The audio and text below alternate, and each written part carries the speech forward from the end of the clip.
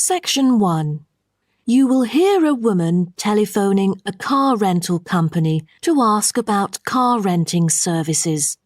First, you have some time to look at questions 1 to 5.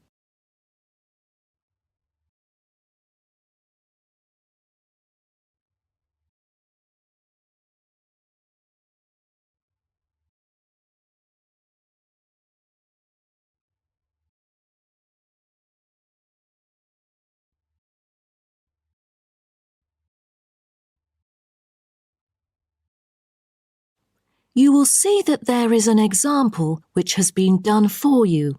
On this occasion only, the conversation relating to this will be played first. Hello, First Choice Car Rental. How may I help you? Oh, good morning. I'm calling for some information about your car renting services. I'm an American and I will be going on a family holiday to your city from Ohio next month. The woman says that she is an American, so American has been written in the space. Now we shall begin. You should answer the questions as you listen, because you will not hear the recording a second time. Listen carefully and answer questions 1 to 5. Hello, First Choice Car Rental. How may I help you? Oh, good morning. I'm calling for some information about your car renting services. I'm an American and I will be going on a family holiday to your city from Ohio next month. Okay, no problem. It's our pleasure to serve you. Could you please tell me your name and contact information first? I'm Caroline. That's Caroline.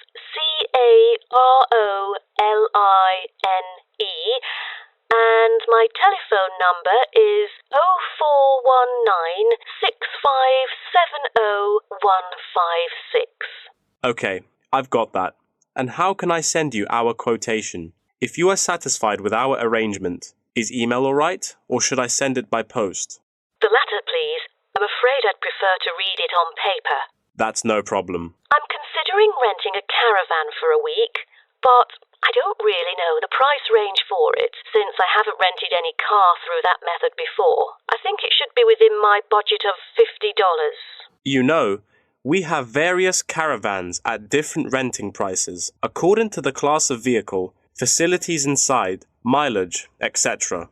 I'd recommend the Explorer, taking your budget into consideration, which is of good value and will cost you $39 per day. Is that okay? Of course, that's fine for me. I know the Explorer. That could save me $11 each day. You know, a family holiday will be costly. That van is perfect. I'm glad that you like it. So, do you have any particular requirements about your room in the van? How many beds are there? 1 twin bed. But there are 3 of us. My mum, daughter, and me. So, can we add another bed? No problem. For the facilities, I think a kitchen is the most important. And, of course, the stove. Before you hear the rest of the conversation, you have some time to look at questions 6 to 10.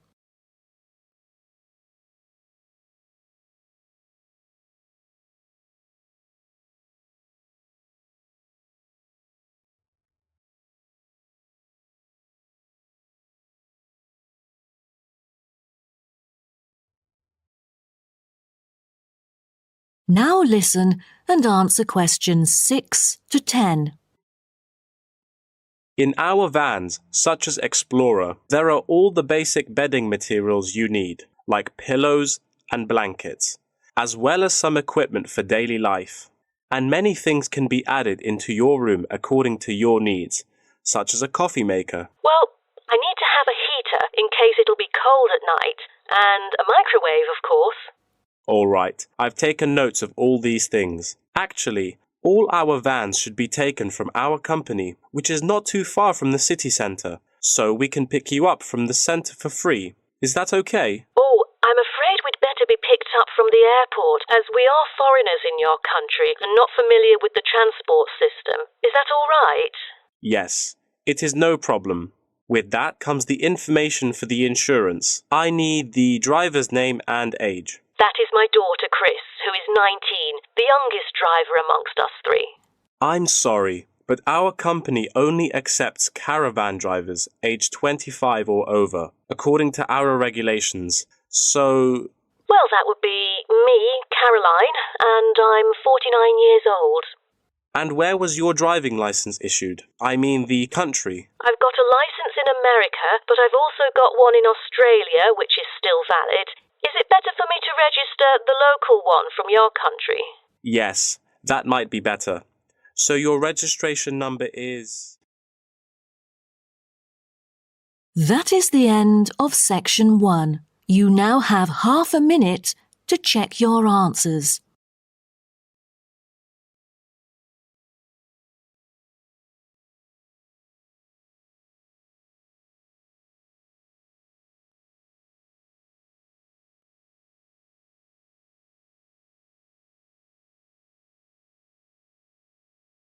Section 2.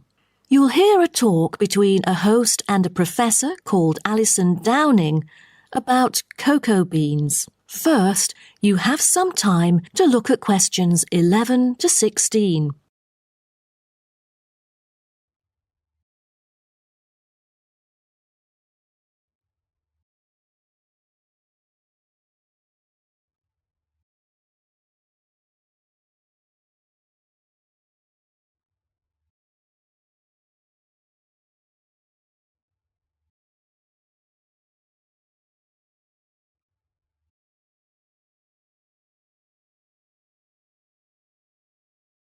Now listen carefully and answer questions 11 to 16.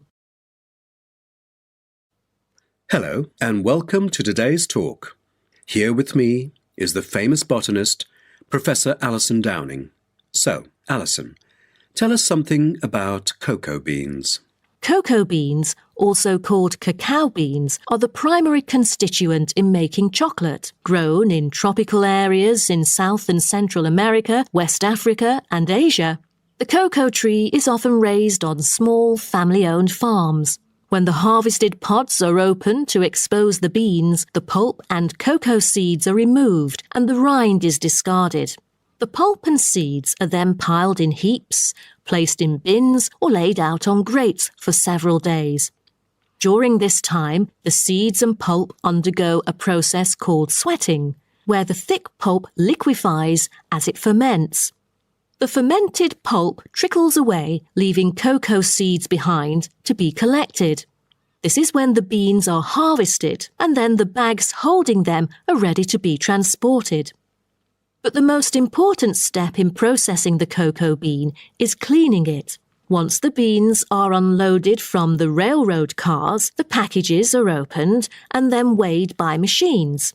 Then the pods are split and the seeds or beans are covered with a sweet white pulp or mucilage. On arrival at the factory, the cocoa beans are sorted and put in a hopper to be cleaned more rigorously. The wet beans are then transported to a facility so they can be fermented and dried. They are fermented for 4 to 7 days and must be mixed every 2 days. They are dried for 5 to 14 days, depending on the climate conditions. The fermented beans are dried by spreading them out over a large surface and constantly raking them. Then the beans are ready to be roasted. Now, roasting takes place at a high temperature, and then the beans are boiled in a heated chamber.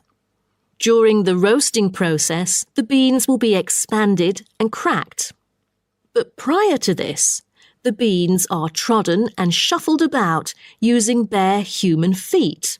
During this process, red clay mixed with water is sprinkled over the beans to obtain a finer colour, polish and protection against moulds during shipment to factories in the United States, the Netherlands, the United Kingdom and other countries.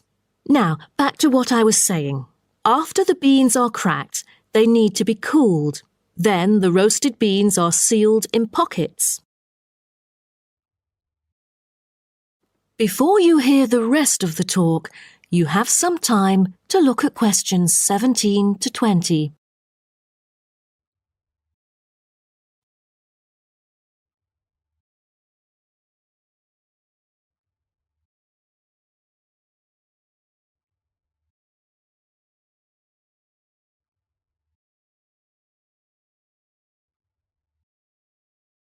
Now listen and answer questions 17 to 20.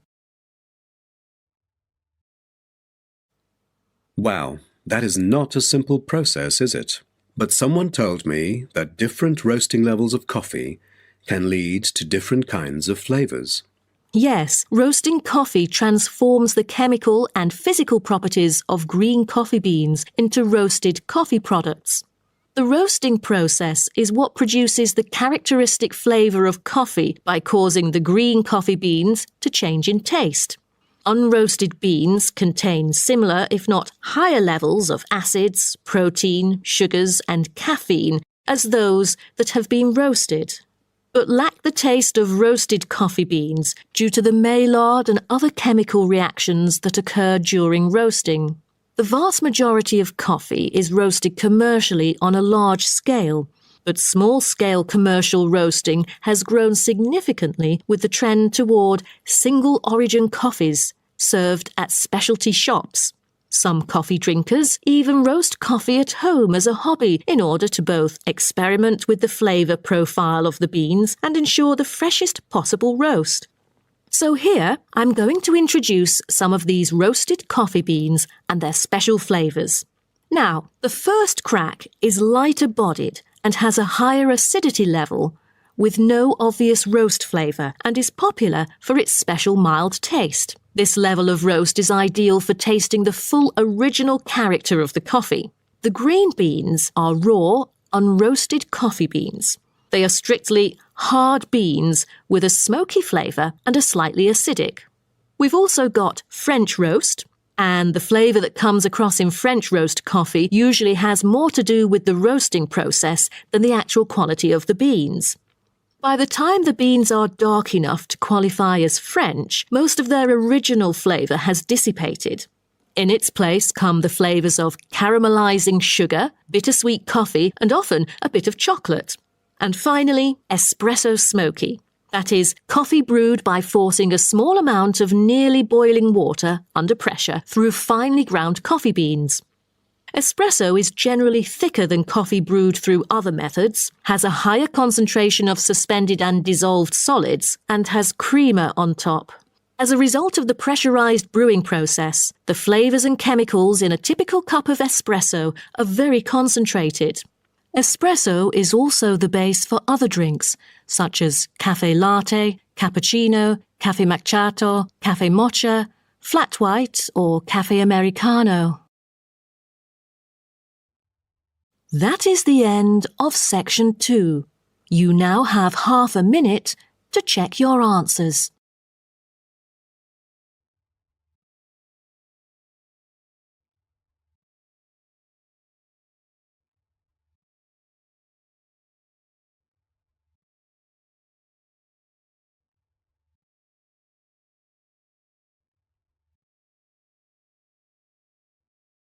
Section 3.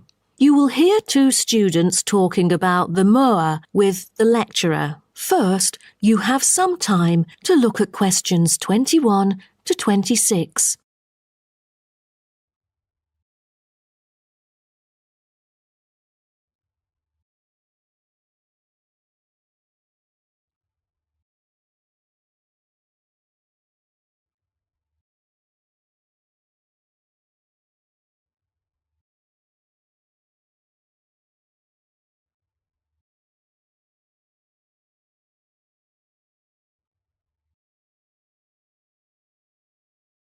Now, listen carefully and answer questions 21 to 26. Thank you all for coming here today to hear about the moa, a kind of animal which has been extinct for a long time. Well, first of all, we look at what the moa are. The moa are 9 species of flightless birds endemic to New Zealand. They were the dominant herbivores in New Zealand's forest, shrubland and subalpine ecosystems for thousands of years. But around 500 years ago, they all went extinct. When I mention extinct animals during ancient times, you may immediately think of dinosaurs, which disappeared around 66 million years ago. Fossils of dinosaurs, which we use to study, are large in number, but not many of those of moa remain.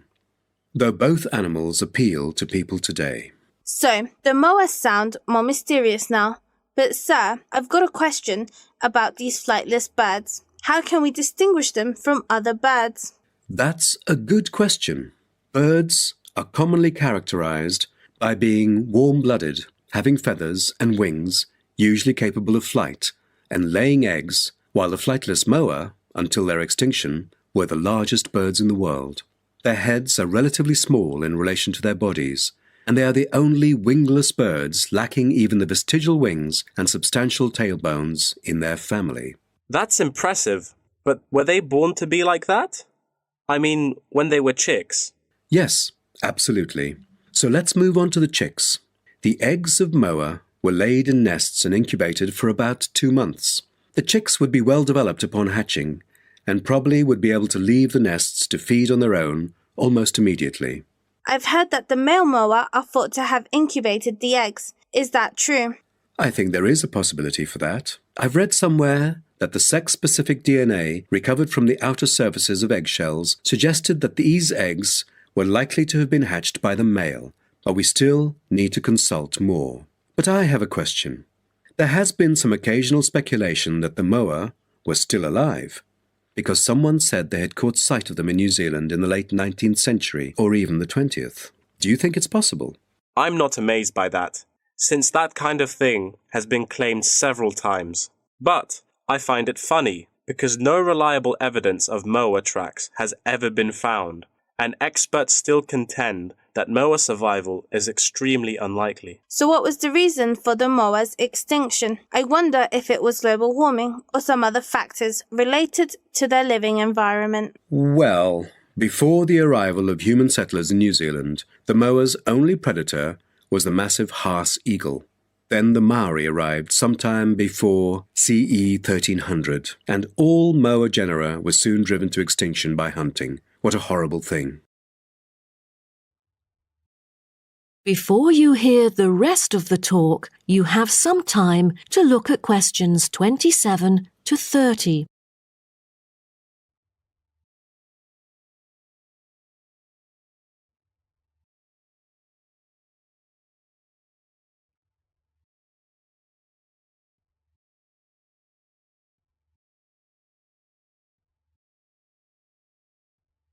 Now, listen and answer questions 27 to 30. All right, now let's look at the features of some species of moa. The South Island giant moa may have been the tallest birds ever known, and the second tallest of the 9 moa species is the North Island giant moa, with the females being markedly larger than males, both in weight and height. And I've heard that the smallest of the moa birds are the coastal moa. Is that right? Yes, you were right. And have you heard about any other kind of moa before? I know the crested moa. The eggs they laid may be larger than others. As they mainly lived in the remote interior of the southern island, their fossils are rare or absent in archaeological sites, and no egg remains have yet been identified. Are there any species of moa that have got more fossils? Yes, of course. A considerable amount of remains of the stout-legged moa exist, due to the well-preserved properties of their habitat. Their skulls reveal relatively bad vision, a good sense of smell, and a very short bill. Then there is the eastern moa. They were remarkable in having very long and narrow windpipes, which probably enabled them to make louder, more resonant calls than those of other moa, and had the greatest vocal abilities, so they could communicate when they could not see each other in the forest or at night. They used a range of senses, apart from sound, in their search for food, such as their sense of smell and vision. That is the end of section 3. You now have half a minute to check your answers.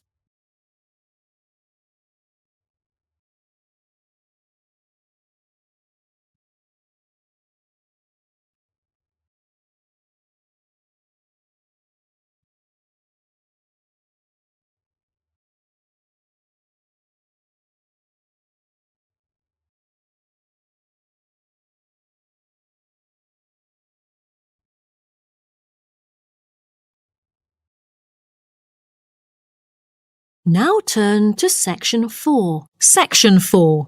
You will hear part of a lecture about time measurement. First, you have some time to look at questions 31 to 40.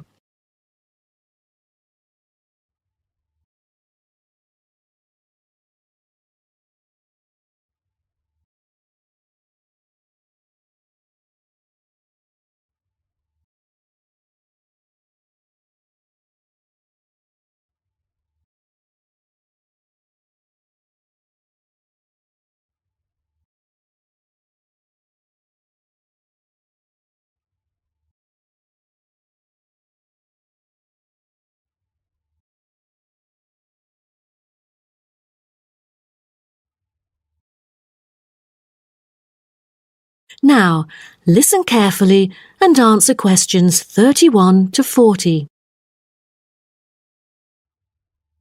Good morning, everyone. Today, I'm going to talk about the research project I've been involved in on time measurement. Do you know how time is measured? Consider how we measure length and how, with time, we encounter a difficulty. Before we could grasp it, it would slip through our fingers. In fact, as we can see, we are forced to have the resource to measure something else, the movement of something in space or a set of movements in space. All the methods that have been employed so far really measure time by a motion in space. The measurement of time is no easy matter, a scientific unit only arrived at after much thought and reflection. As the most primitive form of measurement, the sun seems to be natural. Ever since man first noticed the regular movements of the sun and stars, we have wondered about the passage of time. Prehistoric people first recorded time according to the sun's position. To start off, let us take noon, which is when the sun is on the meridian at the highest point of its course across the heavens, and when it casts the shortest shadow. But this measurement, which was regarded as a major one in ancient times, was less important than the natural events that occurred. The earliest natural events that had been recognized were in the heavens, but during the course of the year, there were many other events that indicated significant changes in the environment. Seasonal winds and rains, the flooding of rivers, the flowering of trees and plants, and the breeding cycles or migration of animals all led to natural divisions of the year, and the further observation and local customs led to the recognition of the seasons. Years later, precise measurements were invented because the passage of time was extremely important for astronomers and priests who were responsible for determining the exact hour for daily rituals and for important religious festivals. Apart from the connection with religion, accurate time measurement was also related to the government, since they divided the day or the night into different periods in order to regulate work and various events. For thousands of years, devices had been used to measure and keep track of time. The current sexagesimal system of time measurement dates back to approximately 2000 BCE from the Sumerians. It was found that the earliest ancient timekeepers were mainly invented and used in Mesopotamia, where the water clock was introduced from, as well as in North Africa, especially in the area of ancient Egypt.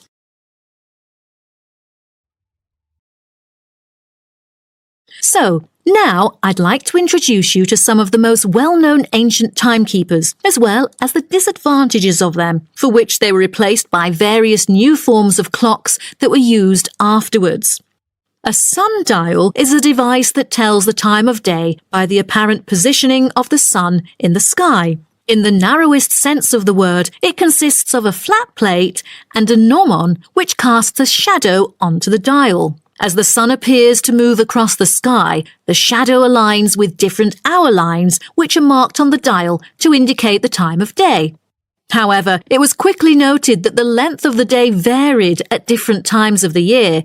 Therefore, there could have been a difference between clock time and sundial time. In addition, the sundial was of no use at night, so a water clock was invented.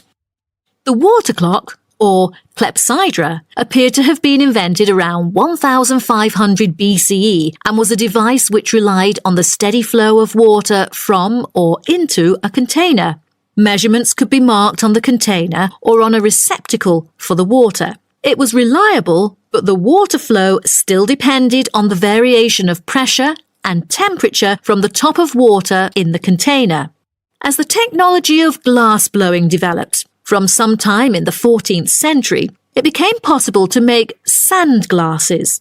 Originally, they were used as a measurement for periods of time like lamps or candles. But as clocks became more accurate, they were calibrated to measure specific periods of time. The drawback, however, as you can imagine, was the limited length of time they could measure.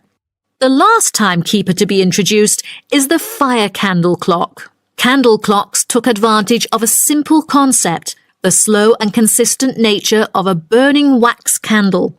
By utilizing this process, our ancestors were able to keep steady track of the time. The clocks were created by engraving the length of the candle with evenly spaced markings. Each marking represented a single unit of time, and as the wax burned down, each hour would disappear. However, the drafts and the variable quality of the wax mainly influenced the time of burning. Like oil lamps, candles were used to mark the passage of time from one event to another rather than tell the time of day.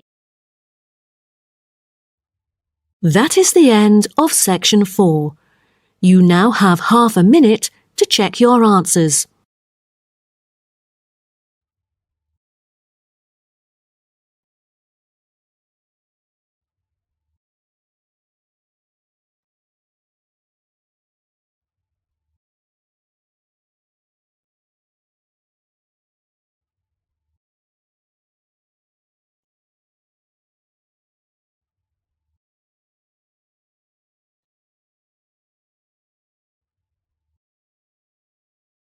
That is the end of the listening test.